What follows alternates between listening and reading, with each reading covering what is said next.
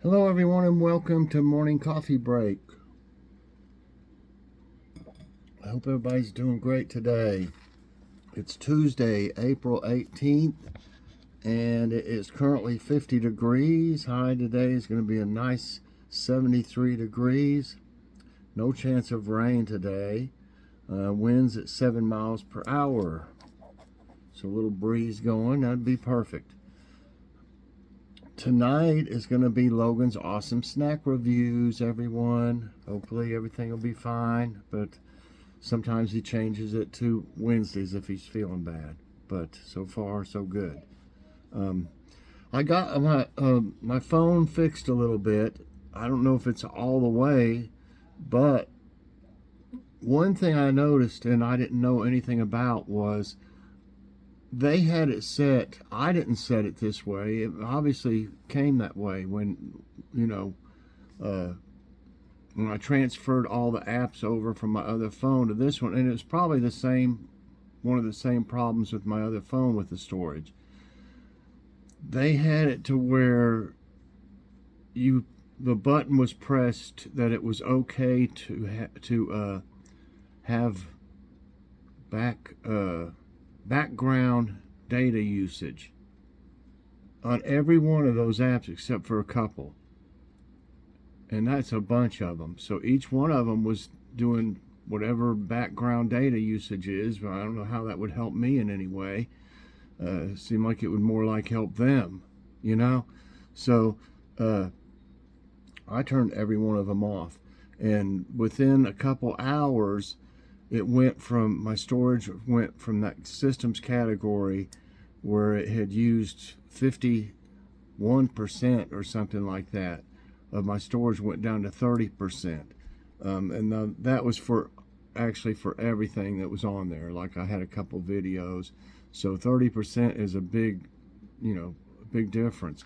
But it was at like 260 some GBs before I did that, and then it went down to 140.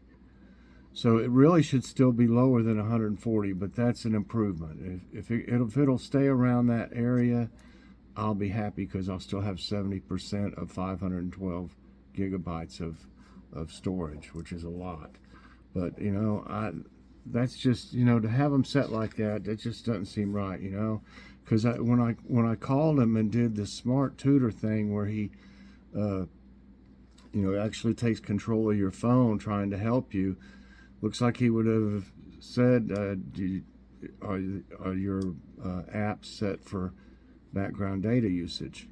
So I just happened upon that by myself looking around and saw they were all that way. So it's kind of ridiculous, but anyway, for dinner tonight we're having a super spud and salad, a nice salad with a super spud, and I've got a taste test. You've probably seen the thumbnail. We got some Powerades the other day. I don't know if that Kroger haul came out already or not, but I think it did, where I got the Powerades for $1, and then I got $1 off.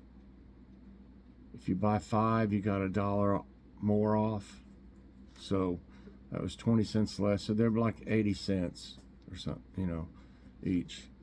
But I got this flavor I've never tried. It may have been around for a while. I don't know. It's strawberry lemonade Powerade. Powerade strawberry lemonade. And let's see what's like. Now this is something I wouldn't drink every day. This is more like on the day that I mow or something. Join, I'll probably maybe split one or something. When I need it the most is when I'll have them, because these would be kind of expensive to have all the time. But it says it has 50% more electrolytes versus the leading sports drink, and vitamin C and B12. Let's see if it's got high fructose in it. I don't like that, but it's got 80 calories, and there's in a serving, and there's 2.5 servings in here. Serving size is 12 ounces. So remember that when you're looking at stuff, look at the serving size. You might think it's a whole bottle, and it's not. 80 calories, and that's probably, we'll probably be drinking about half of it, so it's close. 80 calories, no fat, 10% sodium, 8% carbs, 41% of your sugars, no protein. It's got calcium and potassium 2%, vitamin C 20%, vitamin B12 35%, and magnesium, it doesn't say a percentage. So, yeah, it's nice and cold. I don't know if it needs shook up or anything. So let's see what this is like.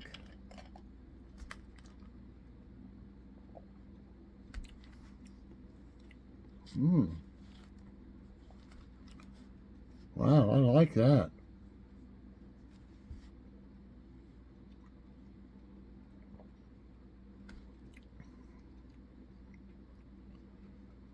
I can taste the lemonade part of it in there, you know, and strawberry.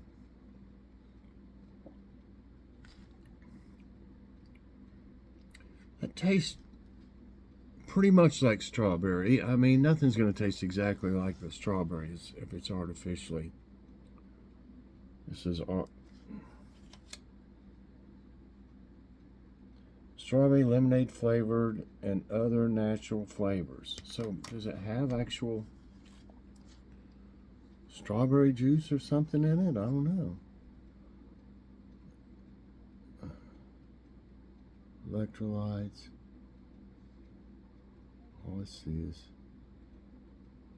it just says calcium, natural flavors, so it's hard to say, but it does taste somewhat like strawberry.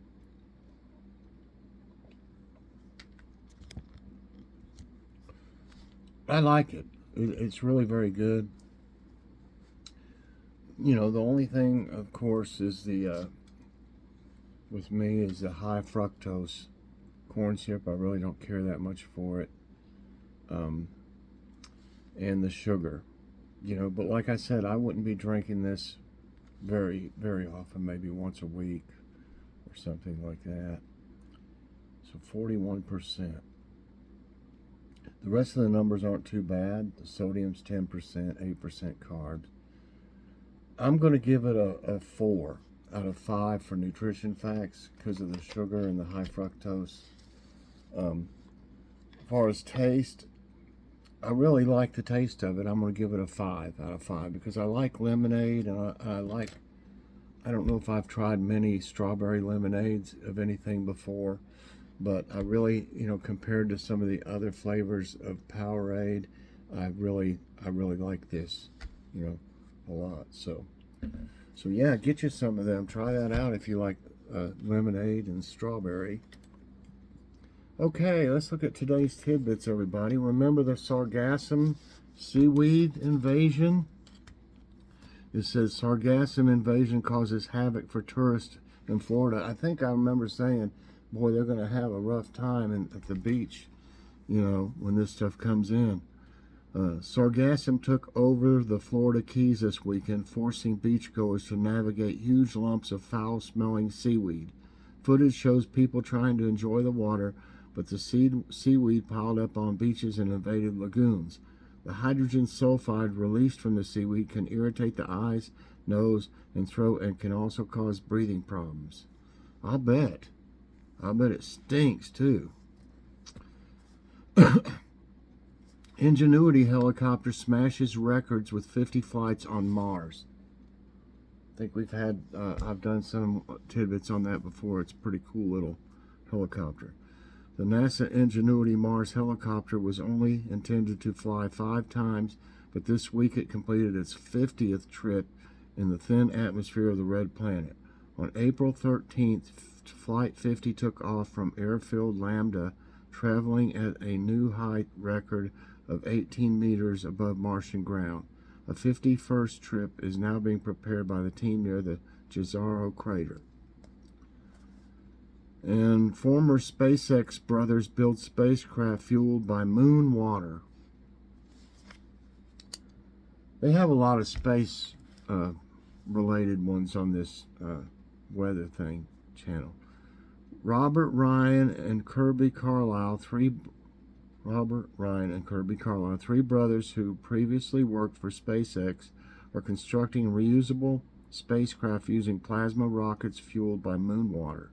In addition to launching its own Argonaut spacecraft, their startup, Argo Space Corporation, will create its own system for collecting and storing lunar water in space for use as fuel.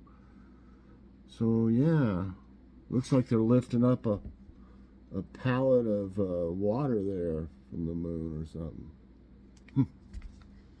That'd be interesting.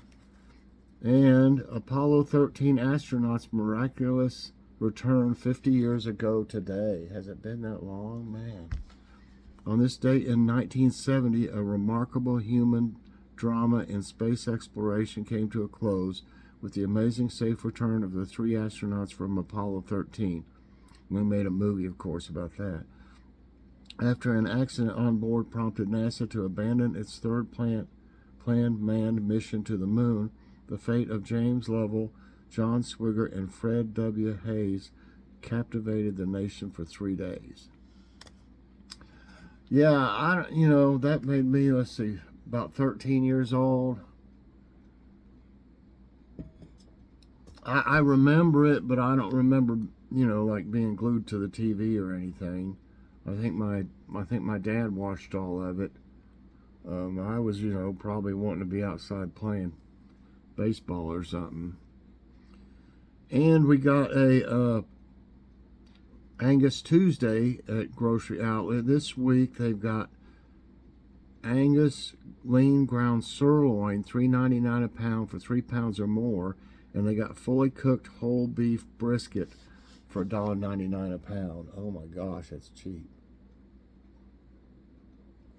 I don't know, brisket, I haven't tried much. I think we've only had brisket maybe one time before. So, I don't know what that'd be like if it's already cooked. I'd like to look at it and see what it looks like, but I don't know if I would want that or not. If it was like tough or something, or fatty, I don't know. You'd have to look at it for sure. But that's a great deal on lean ground sirloin. I don't know if I think I showed it and stuff. Let's see now. Look for some nice news in my many emails.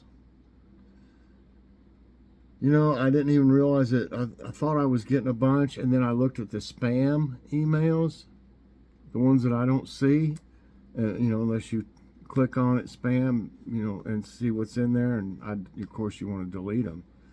I couldn't believe how many was in that file or whatever.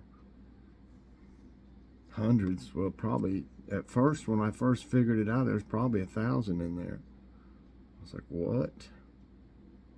Okay, nice news. Okay, how medieval moon records are helping scientists understand ancient volcanic eruptions. A lunar eclipse occurs when the Earth is positioned exactly between the moon and sun. Our planet consequently casts its shadow upon the moon's surface, dimming and at times turning it a reddish color. These eclipses have been studied for centuries, and researchers are looking to past medieval records made by monks and scholars to gain insight into ancient volcanic eruptions. Recently, an international team of researchers drew on readings of 12th and 13th century European and Middle Eastern chronicles, along with ice core and tree ring data, to accurately date some of the biggest volcanic eruptions the world has ever seen, per a press release. They've discovered an explanation for when and how past volcanoes have impacted Earth's climate, according to a new study published in the journal Nature. It's remarkable to think that observations made by monks hundreds of years ago are still valuable today. Co-author Sebastian Gillet told Space.com he and his team examined the colors and brightness of lunar eclipses that occurred between 1100 and 1300 AD. Using those records, they were able to estimate the impact volcanoes had on the stratosphere and climate, as well as the times they erupted. Man, that's amazing. That is amazing.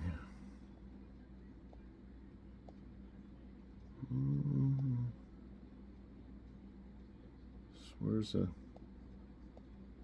I think there's a quote of the day on this one.